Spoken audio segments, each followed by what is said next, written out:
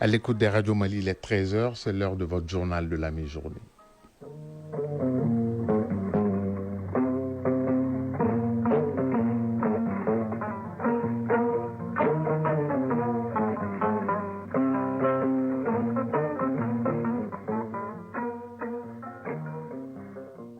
Le journal Ousmane Daou.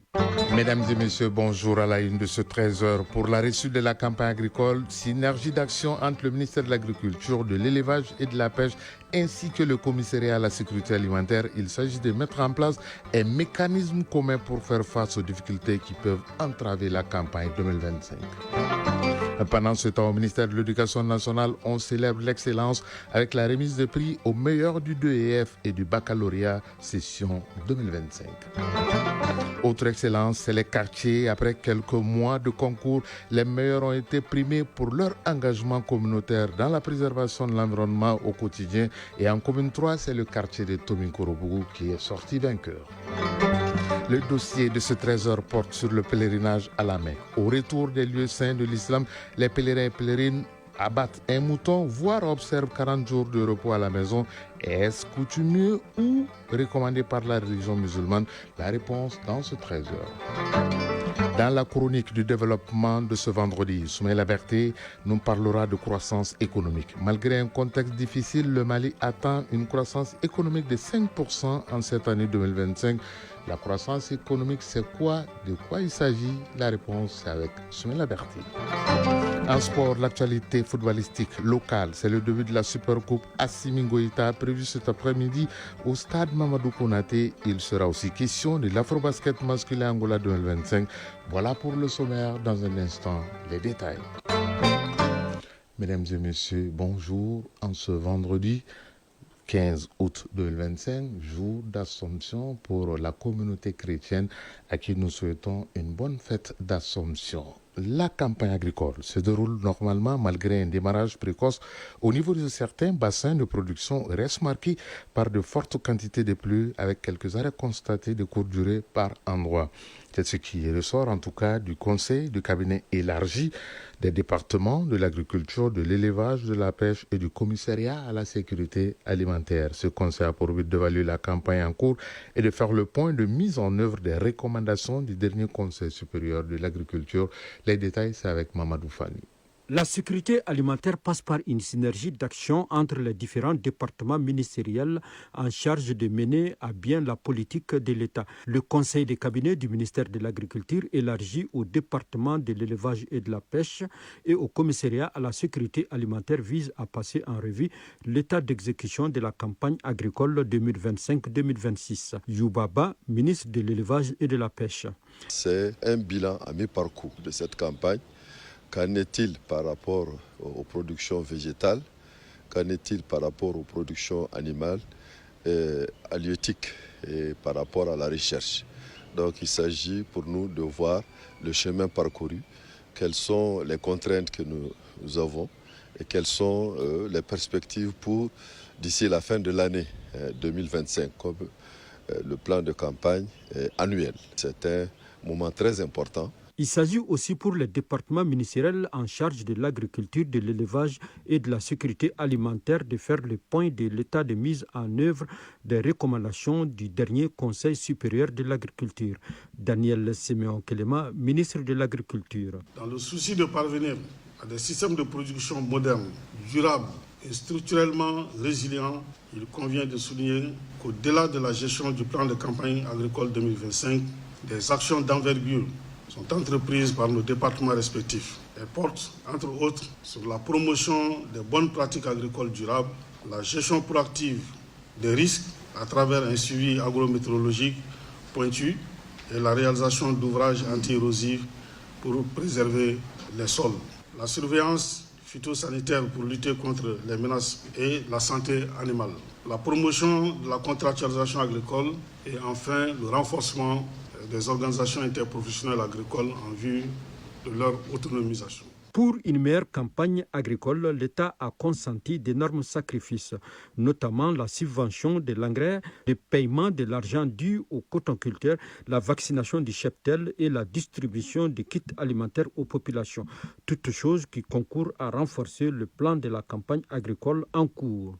Monde agricole, nous partons vers le monde éducatif où les 3 premiers au DEF, diplôme d'études fondamentales et du baccalauréat de 2025 ont été récompensés par le ministère de l'Éducation nationale. Ils reçoivent chacun une attestation d'excellence pour avoir honoré l'État, leurs parents, les encadreurs et les établissements respectifs. La cérémonie est un geste d'encouragement à préserver dans l'excellence des félicitations des lauréats et de motivation pour tous les élèves du pays. Fadem Akita. L'événement marquera à jamais le parcours de chacun des 3 lauréats au DF et au baccalauréat malien session de juin 2025, à savoir recevoir des mains du ministre de l'Éducation nationale une attestation d'excellence. Si les 3 premiers au DF 2025, tous du Britannique militaire, ont eu chacun 18 de moyenne, le premier au baccalauréat malien session de juin 2025 a obtenu 18,15 de moyenne, suivi du deuxième et du troisième qui ont eu respectivement 17,40 et 17,31 de moyenne. Cette tête bien faite honore non seulement la nation, mais aussi les parents, les encadreurs et leur administration scolaire. Amadou Savané, ministre de l'Éducation nationale. Je vous félicite, je félicite vos parents, je félicite les lauréats, je félicite leurs parents, je félicite les encadreurs, les enseignants. Nous sommes fiers de vous. Les récipiendaires et les parents d'élèves affichent leur satisfaction et invitent tous les acteurs impliqués à garder le cap. Abibatou Konting Koulibaly du Britannique militaire, première nationale ODF. Avant toute chose, je tiens à remercier mes enseignants. Sans eux, rien de tout cela ne serait possible. Je tiens aussi à remercier les encadreurs, l'éducation pour tout ce qu'ils ont fait pour nous. Oumar Diakité, premier national au baccalauréat malien, session de juin 2025. J'encourage vraiment mes jeunes frères et jeunes sœurs à vraiment persister dans le travail et à fournir des efforts personnels afin de réussir. Je compte devenir un ingénieur en électromécanique ou mécatronique. Oumar Sissoko, porte-parole des parents d'élèves. Je suis très heureux de participer à la célébration de nos heureux candidats de cette année, des excellents, qui honorent toute la nation et surtout les familles des différents lauréats. Cet instant heureux récompense les maires et invite tous les élèves maliens à l'excellence. Si au niveau du ministère de l'Éducation, on célèbre les meilleurs, au niveau du ministère de l'Environnement et du Développement durable, on célèbre plutôt les quartiers. Et oui, ce n'est pas tous les jours que les quartiers sont célébrés dans notre pays. C'était à l'issue du concours interquartier de salubrité qui a été lancé le 5 avril par le ministère de l'Environnement, de l'Assainissement et du Développement durable, avec une remise hier des prix aux quartiers qui ont assuré commune par commune et au niveau de la commune 3 du district de Bamako. C'est le quartier de Tomikorobougou qui est sorti premier. À travers cette initiative, les autorités entendent insuffler une nouvelle culture de la propriété et renforcer la résilience des communes de Bamako ainsi que la ville garnison de Kati. Maïmouna Guindo était à la cérémonie de remise. Après de longs mois de mobilisation communautaire intense, marquée par des actions concrètes sur le terrain, le concours interquartier de salubrité a enfin livré son verdict. Une cérémonie solennelle rehaussée par la présence de 6 membres du gouvernement. Les lauréats, issus des quartiers de Bamako et Kati, ont été honorés par leur engagement sans faille en faveur d'un cadre de vie plus sain. Nyarga Oulé-Dambélé, directeur national de l'assainissement, du contrôle des pollutions et des nuisances. Pour le premier de chaque commune, nous avons 3 tricycles, 2 motos, des petits matériels d'assainissement, 50 brouettes, 50 pelles avec manches, 50 râteaux, 50 pelles, 50 paires de gants, 50 paires de bottes et 50 combinaisons. Des ruelles nettoyées au dépotoir transformées en jardin communautaire, les habitants ont rivalisé d'ingéniosité et de solidarité. La ministre de l'Environnement, de l'Assainissement et du Développement durable, Doumbia Mariam Tangara. Les résultats parlent d'eux-mêmes. 217 séances de sensibilisation, dont 77 à Kati, pour informer les bonnes pratiques de gestion des déchets et des eaux pluviales. 327 sorties de nettoyage ayant permis d'assainir 285 lieux publics écoles, marchés, espaces communs. L'implication directe de 254 organisations socio-professionnelles. L'évacuation de 5488,5 mètres cubes de déchets solides vers la décharge finale de Moubourou, dont 537,5 mètres cubes pour Kati, sans compter les dépôts sauvages éliminés. Ce concours a permis de renforcer la cohésion sociale, de raviver le sentiment d'appartenance et de montrer que lorsque citoyens et autorités locales unissent leurs efforts, les résultats dépassent toutes les attentes. Daouda Sempara, maire délégué de Fadjiguila en commune 1, couronné. Par rapport à la mobilisation, je pense qu'au niveau communal, lorsque nous avons pris part au lancement, nous sommes mis à l'œuvre. Nous avons même déjà une commission au niveau communal d'abord qui vont prendre toutes les points par rapport à ça et aussi suivi de la mise en place d'une autre commission. Ce concours interquartier, bien plus qu'un simple événement ponctuel, s'impose désormais comme un levier structurant de la gouvernance urbaine participative. Les quartiers primés deviennent des références, des foyers d'inspiration pour d'autres communautés. Tant qu'il y a assainissement, il y a bonne santé, ce qui va nous conduire à l'hôpital Gabriel Touré, où le service de pédiatrie de l'hôpital a bénéficié des installations solaires pour renforcer la qualité des soins des enfants. Cette donation est du programme des Nations Unies pour le développement, PNUD, et va renforcer l'hôpital, mais aussi renforcer les œuvres sociales du président de la transition, Koumba Sissi. Après avoir pris connaissance du besoin en électricité au sein de la pédiatrie du CHU Gabriel Touré, le PNUD, Programme des Nations Unies pour le développement, n'a pas tardé à réagir. Ce partenaire du ministère en charge de la Santé a offert des kits solaires pour assurer la continuité des soins dans les différentes unités de ces services dédiés aux enfants. Professeur Tcherno Madan Diop, directeur général du CHU Gabriel Touré. L'installation d'un kit solaire avec une ferme solaire de production de 150 kWh avec une capacité de stockage de 200 kWh au sein du département de la pédiatrie, en milieu hospitalier, la consommation d'énergie mais surtout la stabilité d'énergie qu'offre ce kit solaire est inestimable pour améliorer le quotidien et assurer une meilleure prise en charge. Malé Diop, représentant résident du PNUD au Mali. Le Mali est guidé par sa propre vision, connue sous Vision 2063, et sa stratégie nationale pour l'émergence et le développement a décidé de faire la transition énergétique un levier de développement. Le PNUD se réjouit donc d'accompagner cet élan à travers notre programme qui s'appelle le programme d'accélération de la transition énergétique au Mali, qui a été co-développé avec l'État malien et sur l'initiative Yélène Koura pour un Mali éclairé.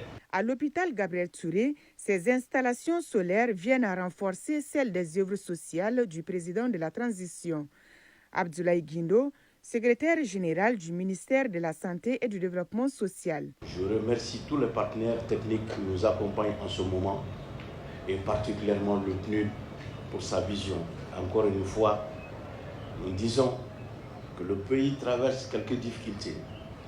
Nous comptons beaucoup sur un partenariat dynamique afin vraiment de relever les défis. À la pédiatrie de Gabriel Touré, les coupures d'électricité n'impacteront plus la prise en charge des prématurés, grands prématurés, nourrissons ou encore enfants qui y séjournent. 13h11, actualité hors du pays. Au Niger, une bonne nouvelle pour les parents d'élèves du pays. Un décret présidentiel réduit de 20% les frais de scolarité dans les établissements et institutions de formation privée. Selon un communiqué de la présidence du Niger, cette réduction ne peut pas ramener ces frais en dessous de 50 000 francs CFA par an. Le non-respect des dispositions du présent décret entraînera la fermeture de l'établissement d'enseignement ou de l'institution de formation concernée. Avertit le décret du président de la République, un décret qui s'applique à compter de la rentrée scolaire 2025-2026. L'association des parents d'élèves a salué cette décision qui permettra d'alléger les charges des familles. Oui, 50 000 francs CFA par an, par enfant au Niger. Désormais, c'est le tarif pour scolariser son enfant. Au Sénégal, le projet de loi sur la déclaration de patrimoine fait polémique après le passage du texte à l'Assemblée nationale.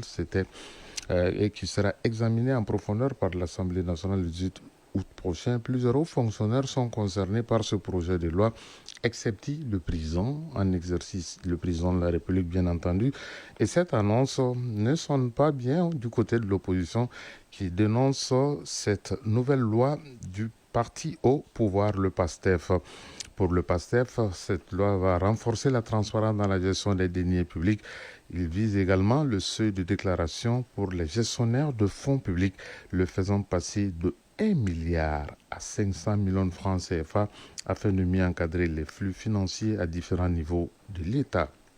Au Soudan, fermé depuis plus de 2 ans, l'aéroport international de Khartoum est en cours de reconstruction. L'armée soudanaise a repris l'aéroport il y a quelques mois. Et le chef militaire Ibrahim Jaber s'est rendu hier pour la première fois dans la capitale pour observer l'avancée des travaux. Le contrôle de l'aéroport ainsi que le calme qui règne à Khartoum pourraient permettre aux organisations humanitaires d'acheminer davantage de fournitures dans le pays.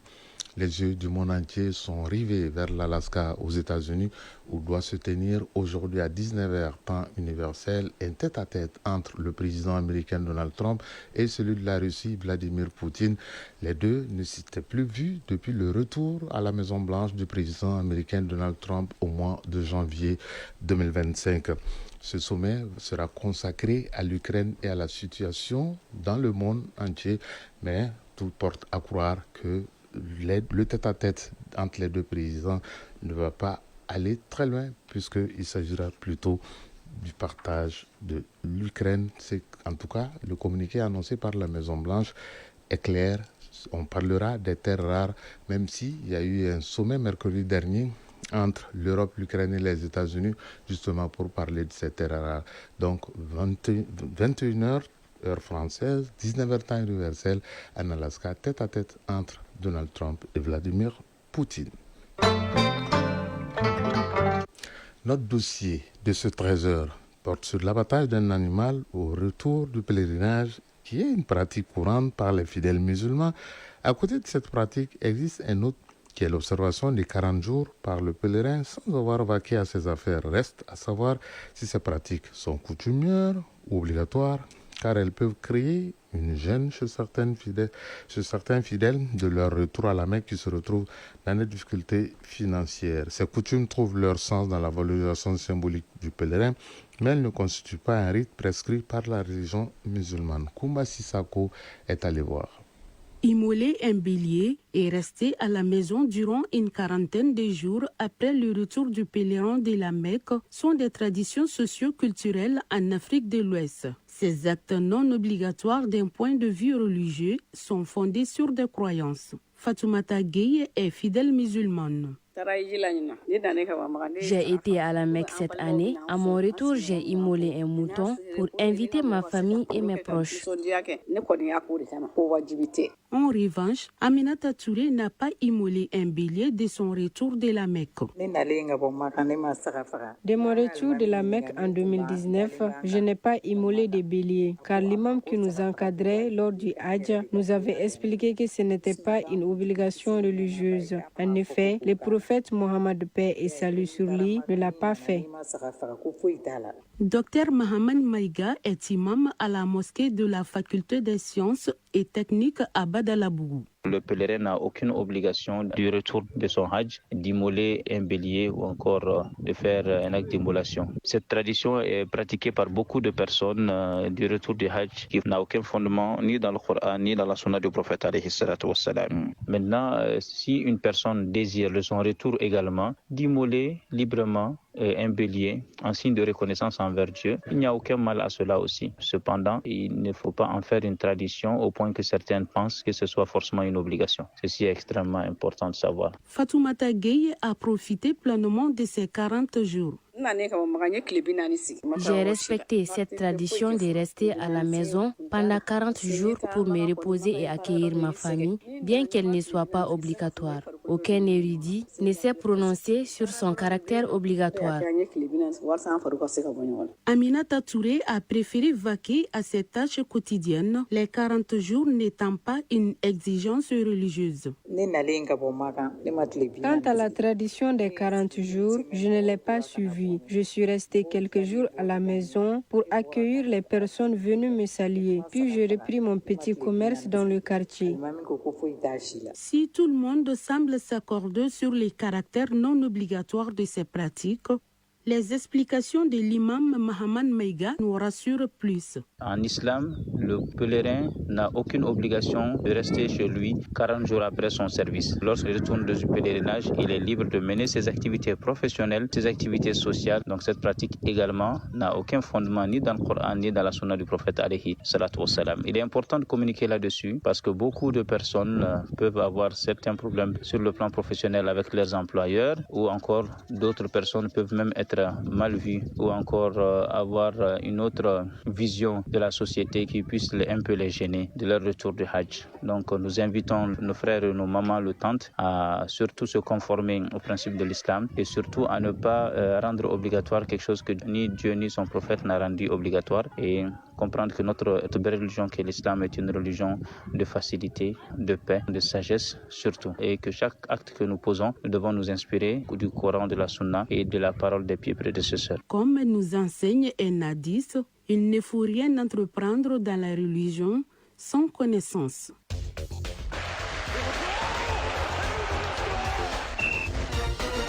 Ce générique annonce la page sportive de ce journal et on va parler de Afrobasket masculin homme senior Angola 2025. Le Mali a battu hier l'Ouganda par le score de 85-72.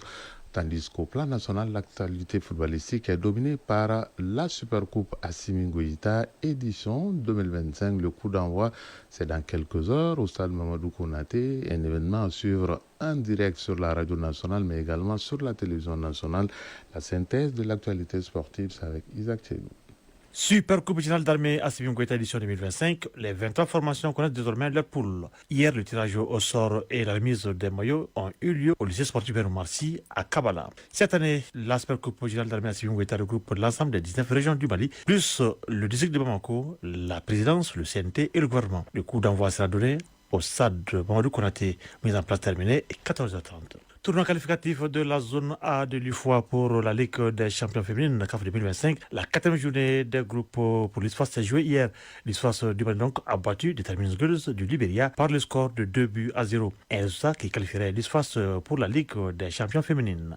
Afro-basket masculin 2025. Le Mali a battu 85-72 l'Ouganda hier en ouverture de la 2e journée dans le groupe D de l'Afro-basket.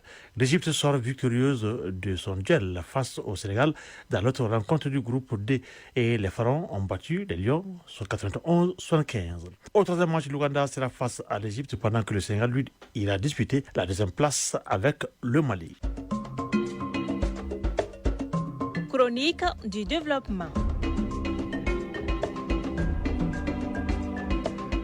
Il sera aujourd'hui question de croissance économique. Le Mali atteint une croissance économique de plus de 5% en 2025, un chiffre qui dénote de la bonne santé de notre économie, malgré le contexte difficile lié à plusieurs facteurs. Alors, comment faire pour que les richesses du pays puissent bénéficier à l'écrasante majorité des citoyens? Élément de réponse dans la chronique du développement avec Soumela Berté et Marc Dambélé. Les taux de croissance économique positive supposent le bon état de santé économique d'un pays. Malgré le contexte sécuritaire encore préoccupant auquel s'ajoutent des facteurs exogènes, le Mali continue de marquer des points sur le plan économique. Pour preuve, notre pays atteint un taux de croissance de plus de 5% en 2025. Pour mieux comprendre le phénomène, Dr Madou Cissé, économiste, nous explique d'abord qu'est-ce qu'un taux de croissance économique. Le taux de croissance économique, c'est le taux qui permet de mesurer l'évolution positive de la richesse d'une économie donnée entre deux périodes. Et donc, ce taux, on l'obtient en passant par un indicateur commun qui est accepté par tous les économistes, à savoir le produit intérieur brut. Donc, pour pouvoir calculer le taux de croissance, il faut d'abord connaître le produit intérieur brut. Et le produit intérieur brut d'un pays représente toutes les richesses qui ont été créées dans ce pays-là sur une période de temps bien précise, soit le semestre, soit le trimestre, soit l'année. Et donc, c'est cette évolution qui est mesurée par un taux qui porte le nom de taux de croissance économique. Les taux de croissance, les projections établissent à peu près 5,3%, un peu plus de 5% de taux de croissance, ce qui n'est pas mal. Au Mali, la croissance économique est soutenue essentiellement par le secteur de l'agriculture, de l'élevage et des mines. Selon les spécialistes, les sources de la croissance économique sont de deux ordres. Il y a des sources de croissance externes pour une économie donnée, c'est-à-dire qu'une économie peut croître parce que simplement elle parvient dans le temps à faire croître ses facteurs de production. Et les facteurs de production de l'économie sont par exemple la population active, donc faire croître la démographie doit conduire normalement à une croissance économique. Eux aussi, faire croître les capitaux qui existent, c'est-à-dire que tous les biens instrumentaux qui servent à produire les biens et services, ainsi que les services financiers qui existent, tous ces capitaux financiers peuvent contribuer à la croissance quand ces derniers aussi croissent dans l'économie. Donc, c'est une croissance de ces éléments-là peut conduire à la croissance économique impulsée par des sources externes. Mais il peut y avoir des sources de croissance interne à l'économie. C'est-à-dire que l'économie, tout en ayant les mêmes quantités de force de travail, les mêmes niveaux de capitaux, peut croître à travers maintenant une nouvelle injection de savoir-faire, dont l'évolution peut être appelée l'innovation, les avancées technologiques. Donc, ce sont ces deux piliers qui peuvent faire en sorte qu'une économie, d'un point de vue théorique, peut atteindre la croissance. Réussir un taux de croissance positive est certes une performance, mais comment faire en sorte que les richesses du pays puissent bénéficier aux populations le plus largement possible? La question revient le plus souvent dans les débats. Dr Madou Cissé, économiste. Pour que les populations d'abord puissent bénéficier de la croissance économique, il faut d'abord qu'il y ait augmentation de la richesse du pays. Il faut d'abord mettre tout en œuvre pour que les ressources puissent être créées d'abord. C'est à la suite de cela d'abord qu'on peut, dans un pays, penser maintenant à la redistribution de la valeur ajoutée qui est créée. Et donc, une fois que la ressource est créée, une fois que l'économie du pays croît, on peut mettre en place des mécanismes de redistribution, des mécanismes qui doivent être mis en œuvre par les autorités publiques à travers les taxes. Parce que il ne faut pas qu'on décourage aussi à travers ces taxes ceux qui sont à la base de la création de la richesse. C'est très important. Premier aspect. Deuxième aspect, à travers les injections publiques en termes de dépenses. Parce que les populations aussi peuvent profiter de la croissance économique à travers les dépenses effectuées par les gouvernements, les autorités publiques. La création d'écoles, des stades, des infrastructures de transport, la mise en place des couvertures sanitaires, de chômage, etc. En tout cas, créer de la richesse est source d'enthousiasme pour un pays. Mais si la richesse n'est pas bien répartie, cela peut être source d'inégalités, pouvant conduire à des frustrations ou malaise social assez importants, assurent les spécialistes. Il est 13h25 à Dramane. C'est à Kaye, région Logo Kakulu également, tout comme Samé, Gare et à Kona, à Mopti. C'est la fin de cette session d'information. Mais gardez vos positions d'écoute dans un instant et Soto Tangara sera là pour les avis et communiquer. Ce journal vous a été présenté par Ousmane Daou, mise en onde Bintou Traoré, réalisation Awa Traoré, Lala Dambélé, mise en ligne Marcel Tessougué. Le prochain rendez-vous avec l'actualité, c'est à 19h30. Vous serez en compagnie de Soumaïla Berté. Bel après-midi à toutes et à tous. Encore une fois, bonne fête d'Assomption à toute la communauté chrétienne du Mali, d'Afrique et du monde entier. Chacun de nous ne peut être une étoile, mais tâchons de briller pour éclairer là où nous sommes. Tout le plaisir a été pour nous de vous servir. Au revoir et à très bientôt.